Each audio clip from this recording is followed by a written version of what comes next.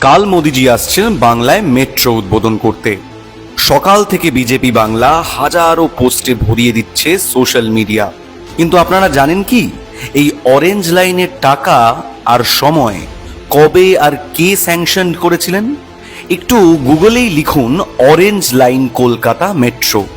উইকিপিডিয়াতেই স্পষ্ট লেখা, This project was sanctioned in the budget of 2010-11 by Mamata Banerjee with a project deadline of 6 years. মানে কি, 2017তেই metro চালু হওয়ার কথা ছিল, কিন্তু হয়নি।